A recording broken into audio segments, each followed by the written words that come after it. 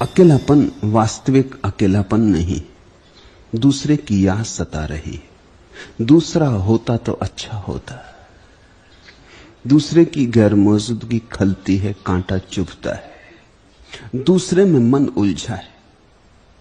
देखने को अकेले हो, भीतर नहीं, भीतर भीड़ मौजूद है। कोई आएगा तो पाएगा अकेले बैठे हो, लेकिन तुम जानते हो अकेले नहीं हो। किसी की याद आती, किसी में मन लगा है, किसी को बुलावा भेज रहे हो, किसी का स्वप्न सजो रहे हो, किसी की पुकार चल रही। कोई होता, अकेले ना होते। अकेलेपन से राजी नहीं हो। आनंद तो दूर, इस अकेलेपन में शांति भी नहीं। अशांत हो, उद्विग्न हो, जल्दी ही कुछ ना कुछ उलझाव खोज लोगे। चले जाओगे मित्र के घर, क्लब में, बाजार में, अखबार पढ़ने लगोगे, रेडियो सुनने लगोगे, कुछ करोगे, कुछ उलझाव बना लोगे। ये अकेलापन नीरस है, ये अकेलापन भौतिक है, मानसिक नहीं, आध्यात्मिक तो बिल्कुल ही नहीं। एकांत दूसरे प्रकार का अकेलापन है। एकांत का अर्थ है रस आने लगा, अकेले होने में मजा आने लगा। अकेलापन एक गीत की तरह है। अब दूसरे की याद भी नहीं आ रही, अपने होने का मजा आ रहा है। दूसरे की याद भी भूल गई है, दूसरे का कोई प्रयोजन भी नहीं है, व्यस्त होने की कोई आकांक्षा भी नहीं है। बड़ी शांति है। पहला नकारात्मक है, दूसरा विधायक। पहले में दूसरे की अनुपस्थिति खलती है, दूसरे में अपनी उपस्थिति में रस आता है। पहले में तुम अपने से नहीं जुड़े, दूसरे में तुम अपने से जुड़े हो। पहले में मन भटक रहा हजार हजार स्थानों पर, दूसरे में मन पंछी अपने घर आ गया। दूसरा एकांत गहन शांति लाता है, ध्यान की अवस्था है। फिर तीसरा एकांत है कैवल्य। पहले अकेलेपन में अपने तो पता ही नहीं है, दूसरे की याद है। दूसरे एकांत में अपनी याद है, दूसरा भूल गया। कैवल्य में दूसरा भी भूल गया, स्वयं भी भूल गए, कोई भी ना बचा। न दूसरा न स्व, न पर न स्व। क्योंकि जब तक स्व का भाव बचा है, तब तक कहीं कोने कातर में दूसरा छिपा होगा। क्योंकि स्वयं की लकीर दूसरे की मौजूदगी के बिना खिंची नहीं सकती। मैं और तू साथ साथ होते। पहले में तू प्रगाढ़ है, मैं छिपा है। दूसरे में मैं प्रगाढ़ है, तू छिपा है। ये एक ही सिक्के के दो पहलू हैं। पहले में मैं ऊपर, पहले में तू ऊपर मैं नीचे, दूसरे में मैं ऊपर तू नीचे, तीसरे में पूरा सिक्का खो गया। न मैं बचा न तू बचा, कैवल्य बचा, चैतन्य बचा। ये परम एकांत है, समाधि की अवस्था। भीड़ तो गई ही गई, तुम भी गए भीड़ के साथ। तुम भी भीड़ के ही हिस्से थे, तुम भी भीड़ के ही एक अंग थे। पहली अवस्था में अशांति है, दूसरी अवस्था में शांति, तीसरी अवस्था में आनंद। पहली नकारात्मक, दूसरी विधायक, तीसरी महोत्सव की। सिर्फ विधायक नहीं, सिर्फ विधायक काफी नहीं है। अब विधायकता नाचती हुई, गीत गाती हुई। अब विधायकता बड़ी रंगीन है।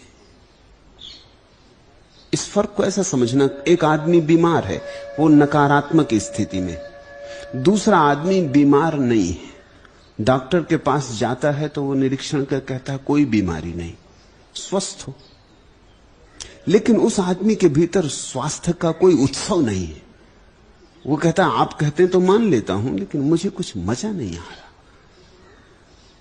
स्वास्थ्य की ऊर्जा नाचती हुई नहीं है। बीमारी नहीं है तो आप कहते हैं स्वस्थ हूं, परिभाषा से स्वस्थ हूं, लेकिन अभी स्वास्थ्य का कोई आंदोलन नहीं, ऐसा तरंगायित नहीं। तो एक तो बीमारी है, दूसरा डॉक्टर का स्वास्थ्य, डॉक्टर के निदान से मिला स्वास्थ्य। जांच कर ली, सब जांच परख कर ली, कहीं कोई बीमारी नहीं, घर भेज दिया कि कोई बीमारी नहीं, इलाज की कोई जरूरत नहीं। लेकिन तुम नाचते हुए घर नहीं आ रहे हो, तुम्हारे भीतर उमंग नहीं, उत्सव नहीं, हर्षोन्माद नहीं। तीसरा एक और स्वास्थ्य है, जब तुम डॉक्टर से पूछने ही नहीं जाते, जब तुम्हारा स्वास्थ्य ऐसा अहिर्निश बरसता है, किससे पूछना है? बीमारी भी गई, डॉक्टर का स्वास्थ्य भी गया, अब तुम स्वस्थ हो। तुम इतने स्वस्थ हो कि अब स्वास्थ्य का ख्याल भी नहीं आता। स्वास्थ्य का ख्याल भी बीमार आदमी को आता है। अब तुम इतने स्वस्थ हो कि विधेय हो गए। ये तीन अवस्थाएं हैं अकेलेपन की। पूछा है भीड़ में मन नहीं लगता, ये शुभ है। ये यात्रा का पहला सूत्रपात है। जिसका भीड़ में मन लगता है वो तो बुरी तरह भटका है, वही पागल है। भीड़ में मन लगता है इसका अर्थ हुआ अपने में मन नहीं लगता, उसके तो भीतर के मंदिर के द्वार बंद हैं। अच्छा है तुम्हारा भीड़ में मन नहीं लगता, ये ठीक हुआ, एक कदम ठीक उठा। दूसरी बात पूछा है लेकिन निपट एकाकीपन से भी जी घबराता है, वह भी स्वाभाविक है। जन्मों जन्मों तक भीड़ में रहे हो, भीड़ का अभ्यास है। अब बोध तो आ गया कि भीड़ व्यर्थ है, लेकिन अभ्यास कायम है। बोध से ही अभ्यास मिट नहीं जाता। अभ्यास गहरे उतर गया है, रोए रोए में समा गया है, श्वास श्वास में भिद गया है। अभ्यास तो भीड़ का है। समझ भी आ गई देख के कि भीड़ में कुछ सार नहीं, बहुत देख लिया, अब अकेले बैठना चाहते, लेकिन अभ्यास बल मारता है।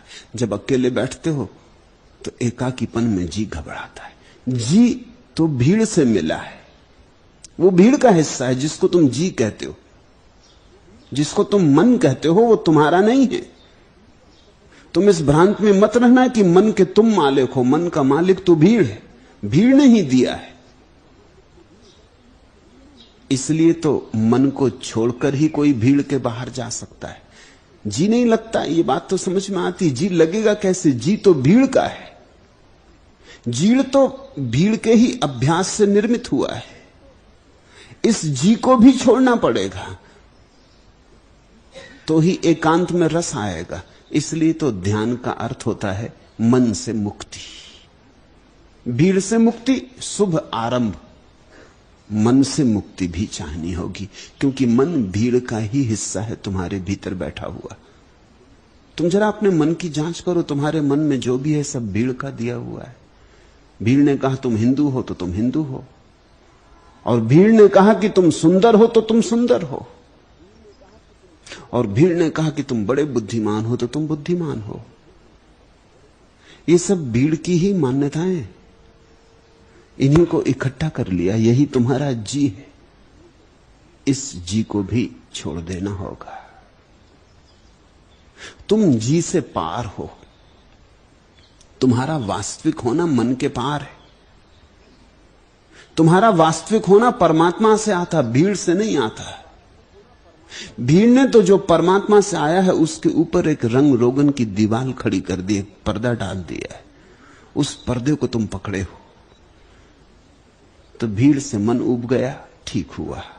अब ये भी समझो कि भीड़ ने जो जो दिया है वो भी छोड़ देना होगा, नहीं तो अकेले में मन ना लगेगा। मन कहेगा वहीं चलो जहां मेरे प्राण हैं, जहां मेरा मूल उद्गम है, जहां मेरा स्रोत है, जहां मेरी जड़ें हैं, वहां चलो।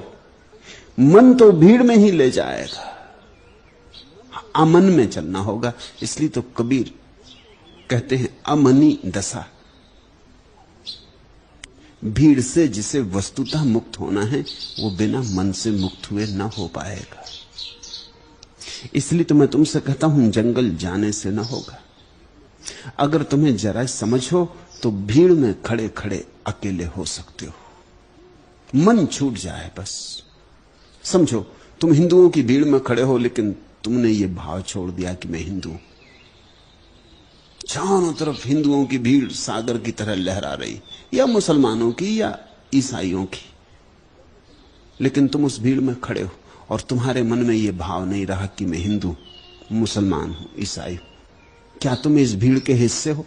भीड़ में खड़े हो, दिखाई पड़ते हो, लेकिन बड़े अदृश्य मार्ग से तुम मुक्त हो गए। भीड़ कहती तुम सुंदर हो, और तुम ये समझ गए कि दूसरे की बातों से कैसे पता चलेगा कि मैं कौन हूं, सुंदर की असुंदर, की स्वस्थ की अस्वस्थ, की ईमानदार की बेईमान, नैतिक की अनैतिक, दूसरे से कैसे पता चलेगा? ये दूसरे के आधार पर मैं अपने को कैसे जानूंगा? ये दूसरे अपने को ही नहीं जानते, ये मुझे ज्ञान दे रहे हैं।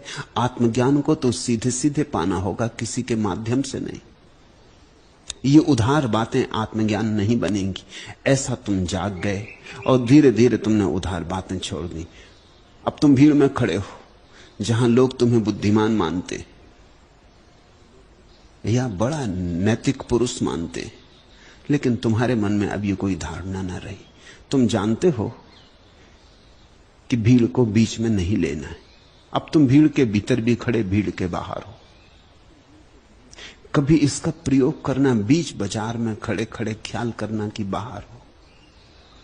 क्षण भर को झलक मिलेगी, झरोखा खुलेगा, एक लहर की तरह दौड़ जाएगी तुम्हारे जीवन में एक नई धारा। वही धारा एकांत में ले जाएगी। ठीक हो रहा है, जी घबराता है, जी को भी छोड़ो। जी को पकड़ा तो जी भीड़ में ले जाएगा। जी भीड़ का गुलाम है, तुम्हारा नहीं। तुम्हारी इस पे कोई मालकियत नहीं है। ये तो बड़ी सूक्ष्म तरकीब है भीड़ की। उसने तुम्हारे मन को संस्कारित कर दिया है। वस्तुतः उसने जो जो संस्कार तुम्हारे भीतर रख दिए, उन्हीं के जोड़ का नाम मन है। इसे भी जाने दो, हिम्मत करो। पहला कदम उठाया, अब दूसरा भी उठाओ। दूसरा कदम यही होगा कि घबराने दो जी को और तुम जानो कि मैं जी नहीं हूं, मैं मन नहीं हूं, मैं पार। धीरे धीरे जैसे भीड़ से उब गए हो, ऐसे ही अपने मन से भी उब जाओगे। तब दूसरा एकांत पैदा होगा। तब तुम्हें बड़ी शांति मिलेगी, अपूर्व वर्षा हो जाएगी शांति की। जन्मों जन्मों से जो प्राण प्यासे थे तृप्त होंगे। मगर यहां भी रुक मत जाना, क्योंकि बहुत से लोग शांति पे रुक जाते। वो सोचते हैं आ गया घर। शांति पड़ाव है, मंजिल नहीं। शांति सेतु है, अंत नहीं। अशांति से जाना है, शांति पर पहुंचना नहीं। अशांति से जाना है, शांति से होकर गुजरना है, आनंद पर पहुंचना है। जब तक आनंद न हो जाए, शांति बड़ी मुर्दा सी चीज है, अशांति के मुकाबले बड़ी कीमती। अगर अशांति और शांति में चुनना हो तो शांति चुनना, लेकिन शांति भी कुछ चुनने जैसी बात है। अगर आनंद और शांति में चुनना हो तो आनंद चुनना। अभी एक और यात्रा बाकी है। दूसरों को तो छोड़ ही दिया, अब अपने को भी छोड़ दो। दूसरे को तो विस्मरण कर दिया, अब अपने को भी विस्मरण कर दो। इस आत्मविस्मरण में, इस अहंकार के त्याग में ही परम घटना घटेगी। तब तुम सुनोगे पहली बार उस बांसुरी को जो आदमी की नहीं है, जो परमात्मा की है। तब तुम पहली बार निमित्त बनोगे, परम ऊर्जा के वाहक। तुम्हारा रोहा रोहा पुलकित होगा, उमंग से भरेगा। तब कैवल्य की दशा। चल पड़े हो, रुकना मत, लौटना मत। दूसरा प्रश्न, जब कोई व्यक्ति अपने जीवन को किसी दिशा विशेष में ले चलने की कोशिश करता है तो इतर दिशाओं का बुलावा विक्षेप बन जाता है। लेकिन क्या यह संभव है कि कोई व्यक्ति अपने जीवन को उसकी सभी दिशाओं में बहने को छोड़ दे, और तब क्या विक्षेप रहितता की अवस्था में जीवन के बिखराव का खतरा नहीं खड़ा होगा? यह प्रश्न स्वाभाविक है, उठेगा ही, एक ना एक दिन प्रत्येक के सामने खड़ा होगा ही। अब तक तुम चुनकर जिए हो, जो तुमने चुन लिया है उससे एक दिशा मिल जाती है, बाकी सब दिशाएं छूट जाती। जो तुमने चुना है उससे तुम्हें अपनी परिभाषा मिल जाती, तुम्हें पता चल जाता है मैं कौन। अगर तुम सत्य को खोज रहे हो तो तुम सत्यार्थी,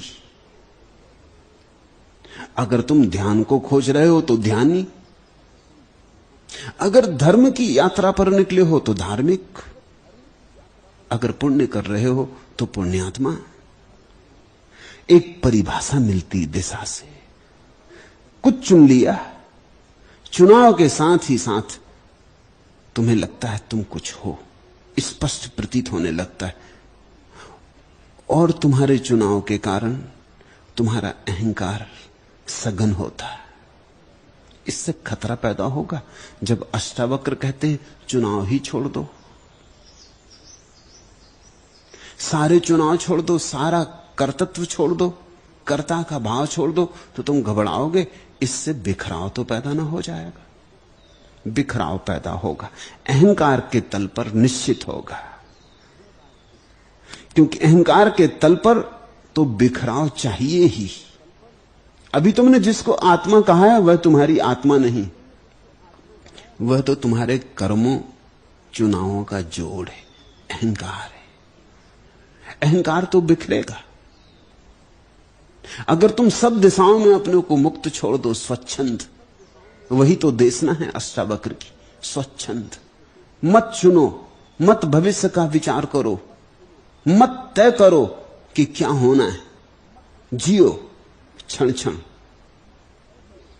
जहां ले जाए जीवन वैसे जियो। सूखे पत्ते की तरह हो जाओ अंधड़ आंधी में। ये जो जीवन का अंधड़ चल रहा है इसमें तुम सूखे पत्ते हो जाओ। अब सूखे पत्ते को तो बिखराव होगा ही, सूखे पत्ते का अहंकार बच तो सकते ही नहीं।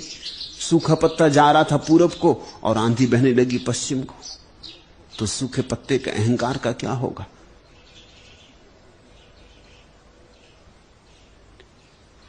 और सूखा पत्ता तड़फेगा, ये तो गलत हो रहा है, जो नहीं चाहिए था वह हो रहा है, मैं कुछ और चाहता था, ये तो असफलता हो रही, ये तो विषाद का क्षण आ गया, तो मैं हार गया, तो अहंकार टूटेगा। और सूखे पत्ते इतने चालाक भी नहीं कि अपने अहंकार को बचाने के लिए नई नई तरकीबें खोजते रहें।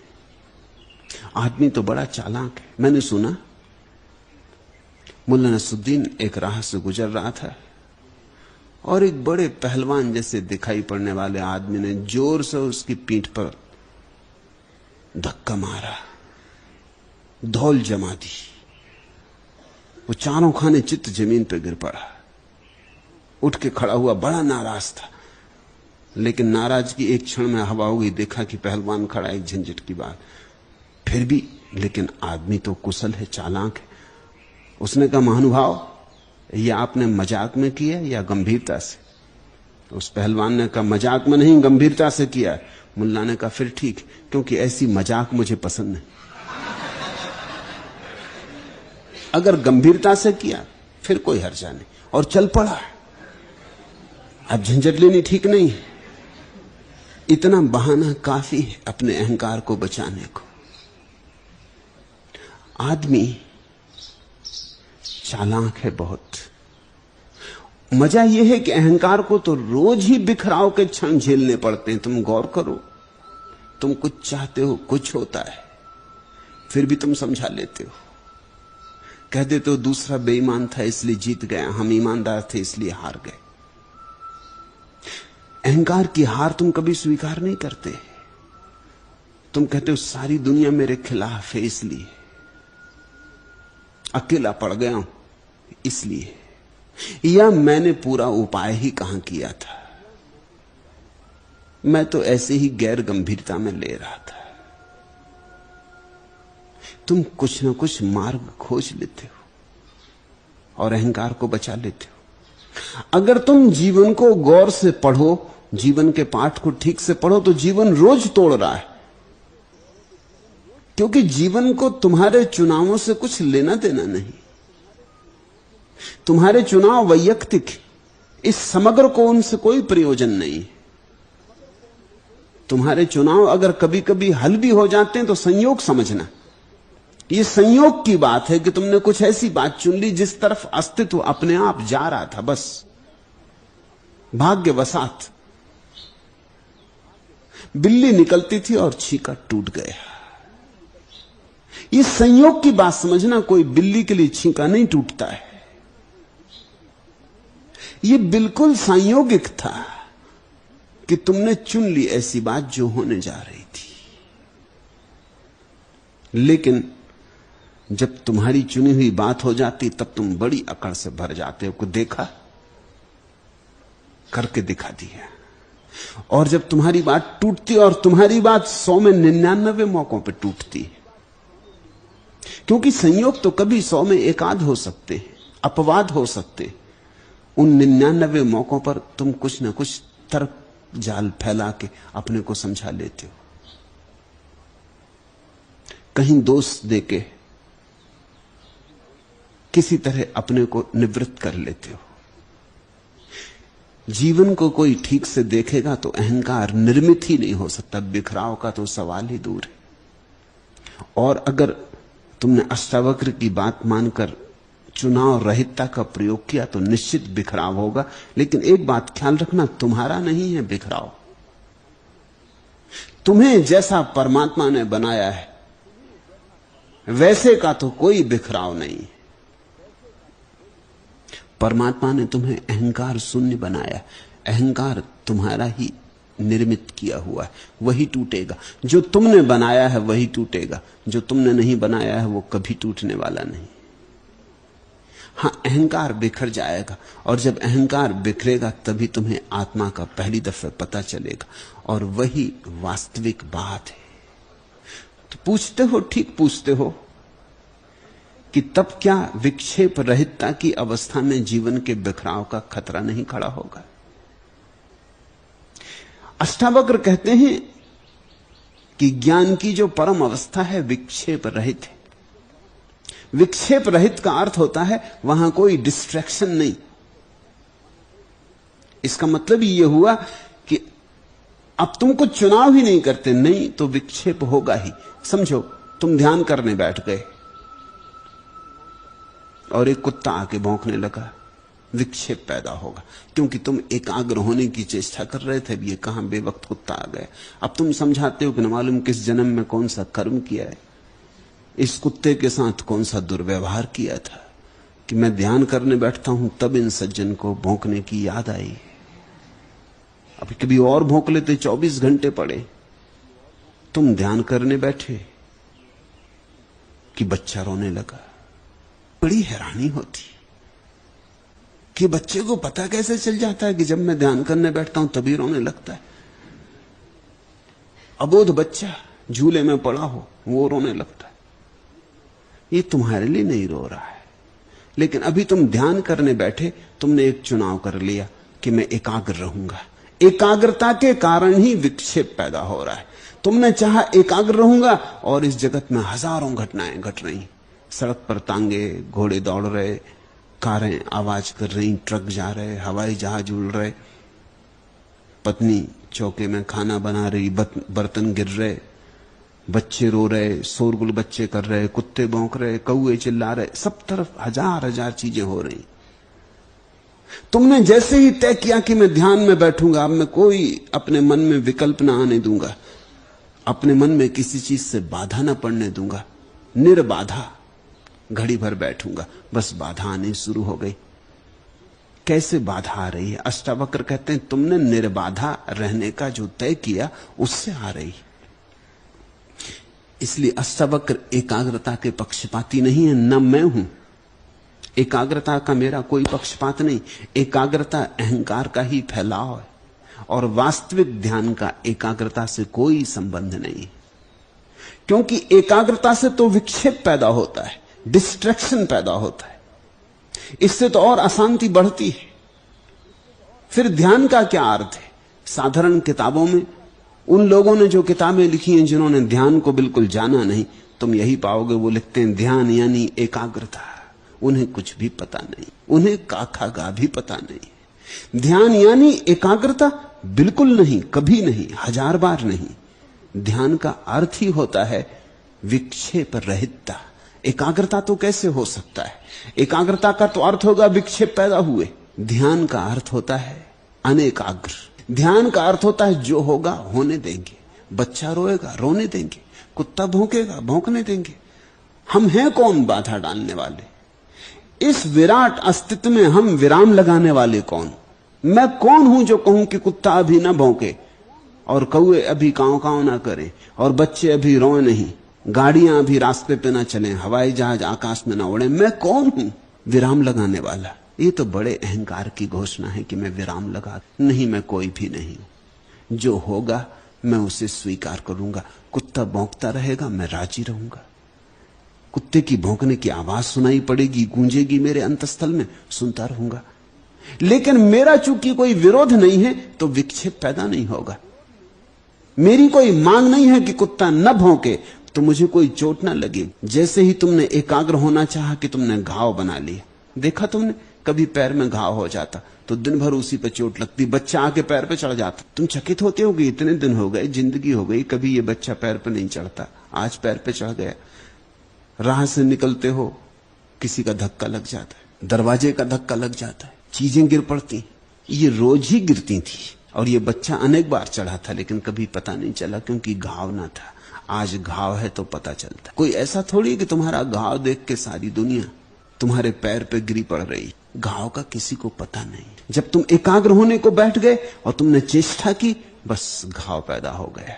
अब छोटी छोटी चीजें बाधा डालने लगेंगी। तुमने ख्याल किया होगा, ध्यान करने बैठो, कहीं चींटी सरकने लगती, अभी तक नहीं सरक रही थी, जिंदगी भर नहीं सरकी थी, कहीं खुजलाहट उठती, कहीं लगता है कि सिर में कोई चींटी चढ़ गई, कहीं पैर सो जाता है।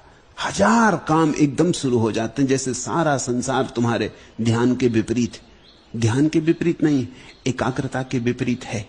संसार विपरीत है ऐसा कहना ठीक नहीं। एकाग्रता में तुमने संसार के विपरीत होने की घोषणा कर दी। एकाग्रता की चेष्टा में तुमने कह दिया मैं दुश्मन हूं। तुमने कह दिया कि अब मैं नहीं चाहता न चींटियां चलें, न हवाएं चलें, न पक्षी बोलें, न रास्ते पे कोई चले, न बर्तन गिरे। तुमने सारी दुनिया को कह दिया कि अभी मैं ध्यान कर रहा हूं, सब ठहर जाए। तुमने घोषणा कर दी विपरीत की। विक्षेप पैदा होगा, हजार हजार विक्षेप पैदा होंगे। इससे सिर्फ क्रोध पैदा होगा, अशांति पैदा होगी। ध्यान का वास्तविक अर्थ है अनेकाग्रता, नॉन कंसंट्रेशन।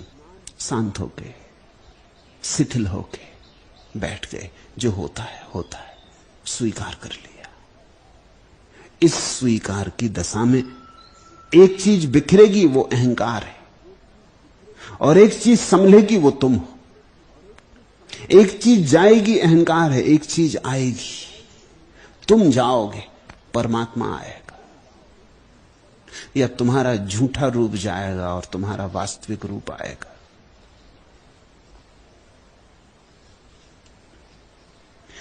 जब तुम्हारा कोई चुनाव नहीं, तब जीवन में एक सहजता आती। साधु को कबीर ने कहा है, साधो सहज समाधि भली। यह कौन सा मुकाम है? फलक नहीं, जमी नहीं, कि सब नहीं, शहर नहीं, कि गम नहीं, खुशी नहीं, कहां यह लेके आ गई हवा तेरे दयार की।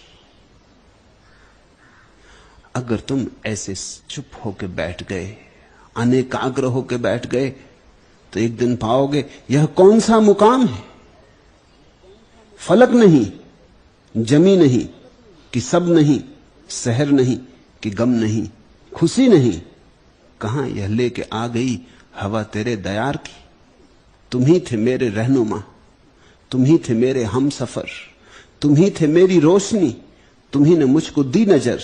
बिना तुम्हारे जिंदगी समा है एक मजार की।